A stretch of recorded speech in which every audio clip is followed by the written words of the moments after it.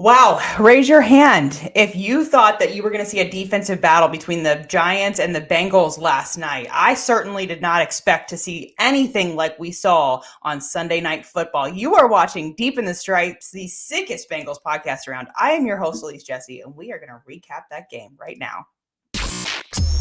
Turn up your volume. Because you're about to listen to The Sick Podcast. Deep in the Stripes with Elise Jesse. From 31 yards, McPherson. And Cincinnati is heading to the Super Bowl. They did it. They beat Mahomes at home. Wow, Joe Burrow. No way. The sickest Cincinnati Bengals podcast. It's gonna be sick. Well, I hope you did not start making funeral arrangements for the Cincinnati Bengals season because it's not dead yet. It is not over. They get a win in MetLife Stadium last night. Joe Burrow gets his first win against an NFC East team. And the New York Giants, what is going on with them? They did finally score a touchdown in their home stadium last night against the Cincinnati Bengals, but they take another loss at home in New York. That is just insane, especially when you look at how well that they played in Lumen Field the week prior. It's wild. I didn't expect to see the game we saw last night. Now, that game, hideous, atrocious, ugly, if you want to go with plainer vocabulary. That was not cute whatsoever. But Bengals defense showed up. They have been taking so much heat for weeks. And rightfully so. You know what? I will not backtrack. I will not back down. And I will not try to say that I was not one of the people giving the Cincinnati Bengals, Lou Anarumo, everybody on the defense heat for how they've been playing, because the numbers don't lie. And I'm sure that if you paid any attention to the Cincinnati Bengals in training camp over the summer, you were giving them heat as well. You know why? Because in the summertime, in July, they were winning multiple days against Joe Burrow and his offense. They were looking really good. So they built these expectations in July, and we were expecting to see a different defense. And we're all in, I had a little bit more confidence for the Bengals, not the defense specifically, but just the team overall. I had some confidence for them going into MetLife last night. And that's just purely because when you talk to the players face to face and you have the opportunity to ask them questions and have conversations with them, you can see the anger in their eyes and the drive and just the unrivaled ambition that they have when they speak about what they want to achieve at the end of the year. So that gave me a little bit of confidence going in, but I certainly was not expecting to see the defense that we saw in week 6 whatsoever. That was just insane. I was wildly impressed at the effort, also special teams. Tyson Anderson, wow.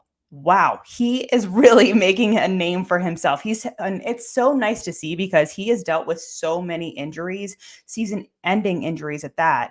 And just the way that he's been mentally able to battle back and come back and make an impact for this team. I mean, special teams is a huge reason for wins and losses. And he managed to force the Giants into long field situations. I mean, he made a name for himself, and I believe he earned a game ball from his coach, Zach Taylor, last night.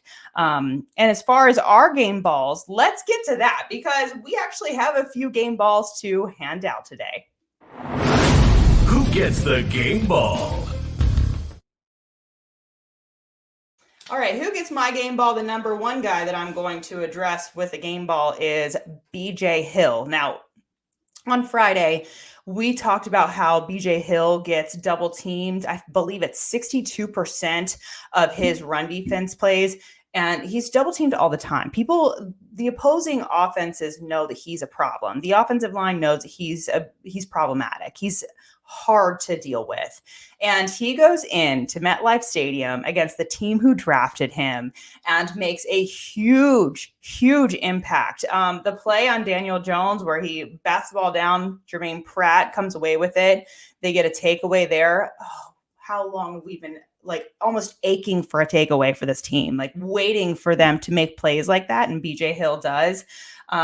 He's a big problem, and he was playing extremely well. So he gets a game ball. I've already said Tyson Anderson, he definitely gets a game ball for the way that he played. And you know what? It's interesting because, and if you watch, you can find it on YouTube, but if you watch the Cincinnati Bengals and their locker room post conversation with Zach Taylor with his team at the end of last night's game, you notice that there was not a game ball given to the offense. And I've noticed that a lot of people were irritated over that Joe Burrow did not get a game ball. And I don't think he wanted one, to be quite honest. If you watch his facial expressions during that post-game situation with Zach Taylor and the rest of the team, you can see that he is pissed off. They won. Yeah, they're not 1-5, but he's pissed. And he's got good reason for that. He's been playing out of his mind, and he has a 2-4 record to show for it. Now, they are not dead yet. Yes, they are still scratching and clawing. They've still got to dig themselves out of this hole. They go to Cleveland next week on the road. Cleveland is a tough deal for Joe Burrow and the rest of his crew, and we're going to talk about that more on Friday. But he looked pissed off. So you know what? I do want to talk about his touchdown run. I'm not going to give him a game ball because I don't think he would want a game ball.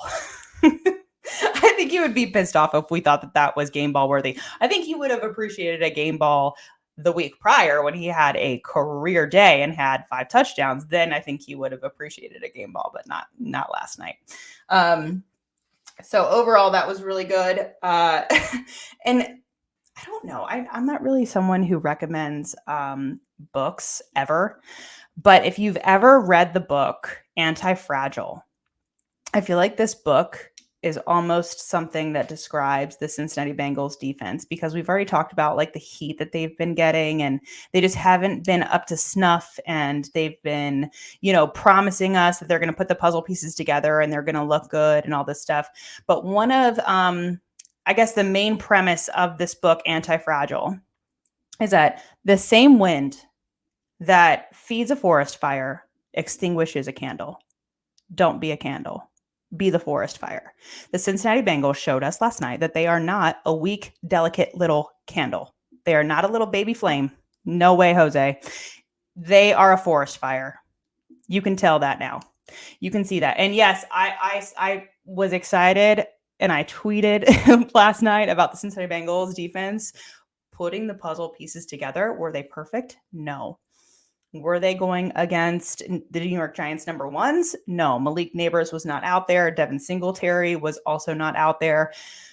But this looks like a different defense when their whole entire defensive line is healthy. They look much better. They're actually getting pressure. Trey Hendrickson playing out of his mind last night as well. I believe he had 2 sacks on Daniel Jones. They looked a lot better on defense, and that was encouraging to see. So yes, we are still on the same train as last week. We are not writing the Cincinnati Bengals off just yet. I don't think anybody's ready to do that. I do think that they are worried about the Cincinnati Bengals because of their offensive showing last night. And when I say they, I mean like the national media or people who were expecting the Cincinnati Bengals to be a Super Bowl team. I think they are a little bit worried because we did see some holes in Cincinnati Bengals offense, and they've been able to cover up those holes and those deficiencies for the majority of these last few weeks. And that's going to bring me to my rant. Let's get into the rant because this is a big one. Elise's Rant of the Week.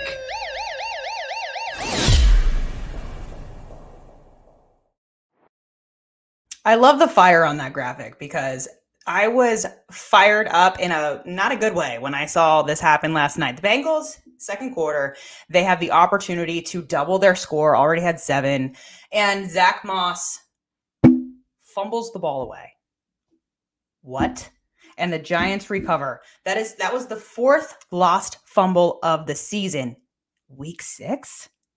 if you follow the Bengals and you notice the stats involving their team, all of last season, they only lost 2 fumbles through the whole year. They've already lost 4 this season. And Joe Mixon no longer on this team. And this is not, I'm not trying to throw strays at Zach Moss or Chase Brown, because I do believe that those 2 players are exceptional at the running back position.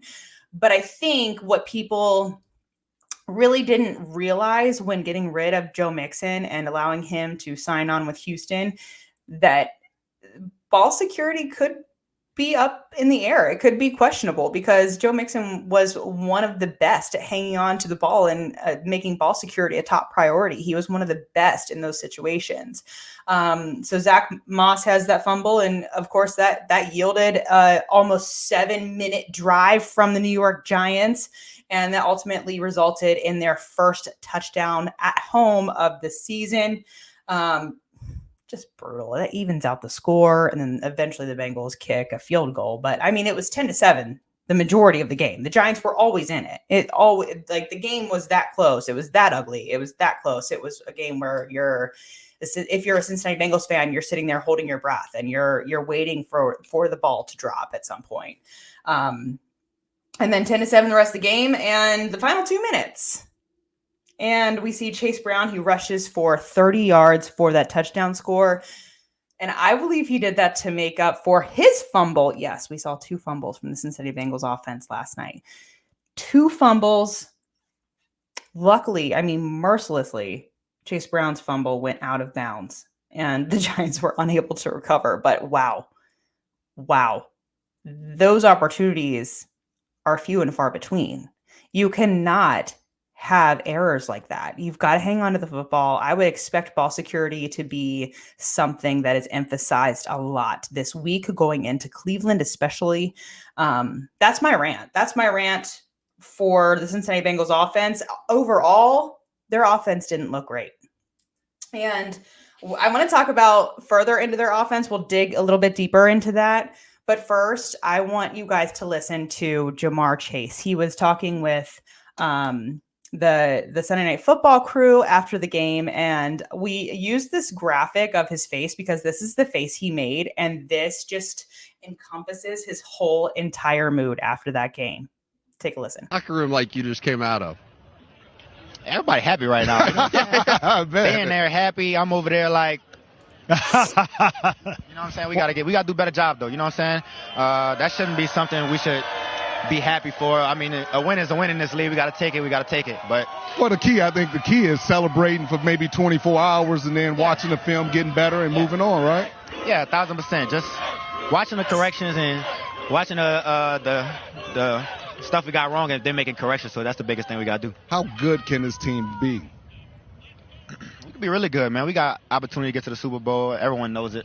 We already been there. We know what it takes to get there. Yep. Just got to lock in right now and make a run right now. This is the best time to do it. You see his facial expression? Joe Burrow looked pissed off. He's on camera numerous times. Joe Burrow has comparing himself to a cartoon character, and he says Squidward from SpongeBob. And Squidward, from my understanding, I don't really watch SpongeBob. I don't have the opportunity to watch TV. I'll just say that. But Squidward is like a character, from my understanding, that gets peeved about little things and is not easily impressed. Joe Burrow and Ja'Marr Chase were not happy last night. I don't think that they were celebrating at all. To Joe Burrow, to Ja'Marr Chase, winning is the expectation. That is the standard. So just doing your job is not something to celebrate, in their opinion. They will celebrate. I've seen both of them celebrate with cigars and everything else when they win a division title. If they win the Super Bowl. If they win the AFC title. Then you will see Joe Burrow and Ja'Marr Chase celebrate. Ja'Marr did get involved. Obviously, I'm sure that he was probably mad about that drop. The ball went right through his arms. He was not happy about that. But he had 6 targets, 5 catches, 72 yards. T. Higgins played so well. I know it's 7 for 7, 77 yards. None of those guys had a touchdown, obviously. Andre Yoshivas had a great catch down the sideline from Joe Burrow, 29 yards. but the yardage really doesn't tell the story for how T. Higgins looked last night. He looked incredibly physical, and you could tell that he was fighting for every single inch, and he was not giving up in the least. So T. Higgins, I felt like looked really good. Fumbleitis hitting the Cincinnati Bengals running back room. Not a fan of that. Joe Burrow, 208 yards, 19 of 28.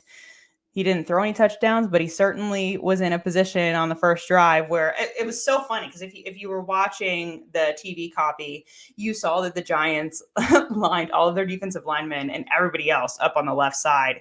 And there's like one guy on the right side. And obviously Joe Burrow's a smart guy. So he sees how they're lining up and he knows the pressure is coming from his left and he just takes off to the right. And he's told us before that he can hit like 20-ish miles per hour running. And I did not, I feel bad, but I did not believe him because I didn't see it until last night. And I'm like, oh, dang, he's running at a 20-mile-per-hour clip. That's pretty fast. He's no turtle. He's no slouch. None whatsoever. We saw those legs last night. That was pretty good. That was good to see. And I think he was just in a position where, you know what? It's not there. I'm going for it. I'm running for it. I love to see that. I would rather see that, obviously, than him hanging out in the pocket because pass protection was not great last night, in my opinion, but they were also going against one of the top defensive lines in the entire league. The Giants had 22 sacks, leading 22 sacks going into Sunday Night Football. I believe they have 26 or 20, 25, 26, something like that. And he was dealing, his day was not easy. His night was not easy last night. He was dealing with a ton of issues, pass protection being one of the top issues for him, I think. And you saw where he was hit really hard and his head went back and hit the turf and he has to go into the blue tent. After the game, of course, he said that he just got the wind knocked out of him, but they did have to check on his head and make sure that he actually is okay because that looked like an incredibly hard hit. When I was going into this game, my main fear was knowing that this defensive line is so good for the Giants. I'm going in thinking, man, at this point, you got to hope that Joe Burrow does not sustain an injury from this game because it was possible. The possibilities were there for sure. And you just don't want to see that happen to a guy like Joe Burrow, who's had to work and come back from injury time and time and time again. He's dealt with it his entire career. This was the first healthy training camp for him, the first healthy start to the season for him. And I was just hoping like, man, you got to see this guy get out clean, get out with a clean bill of health, get out of New York, escape with the win, and come out with an injury that did not end his season ultimately. Pass pro and issues, special teams, moving on to special teams. They looked great last night. Darren Simmons has got to be the special teams coordinator for the Cincinnati Bengals. He's been there for 20 plus years. He has got to be thrilled with his players' performance last night. They played great. Tyson Anderson, we've touched on this a few times. Ryan Rico played great, a rookie playing awesome. His punts were fantastic. And Rico's punts and then Tyson Anderson's ability to make big time tackles was a big reason for Cincinnati Bengals and their win in week 6. They were a major factor and we cannot slight that. It's much easier to talk about the Cincinnati Bengals when they win. I'm not as on fire. And I'm sure, you know what, going into Monday, I'm sure the team got home late last night or early in the morning, somewhere around there. And they're rolling in today. And I'm sure that they have a lot of mistakes to correct. We all know that they do have a lot of mistakes to correct, and they're having to watch that on film. But it is much easier to look at those mistakes and correct those mistakes from a win versus a loss. You still, even though you lost, you do have confidence in now. I think everybody has a little bit more confidence in their defense. It seemed like Lou Anarumo kind of slimmed down the playbook a little bit. He didn't blitz as much, especially in the first half.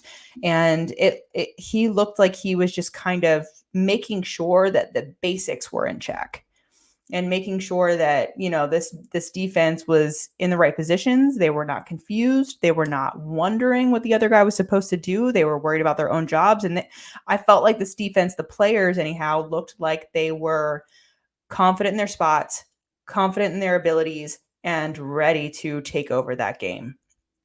We're much better mood on a Monday morning. Victory Monday is sweet. But it's only 2 wins on the season. They still have a lot left to go. They're not out yet, obviously, but just because the Cleveland Browns are 1-5 does not mean that they're a slouch when they play the Cincinnati Bengals. I swear, I know this is such a cliche, and people always say that, and the players always say, throw the records out. The records don't matter. Between AFC North teams, the records truly do not matter. Why? Because Myles Garrett always has Joe Burrow's number. Always. I think he has 7 sacks on Joe Burrow in Joe Burrow's career. I have to double check that, but I believe it's 7. Myles Garrett is a big problem for the Cincinnati Bengals offensive line and Joe Burrow. So they go right back into dealing with another brutal defensive line in Cleveland next week. So that's all I really have for today. I mean, we gave out our game balls. The Cincinnati Bengals offense didn't look great. The game was horrible to watch. It wasn't fun to watch by any means, but kudos to the defense. Congratulations to the defense for stepping up and walking the walk in week 6. We'll see you on Friday. And that's a wrap. Hope you don't miss us too much until next time.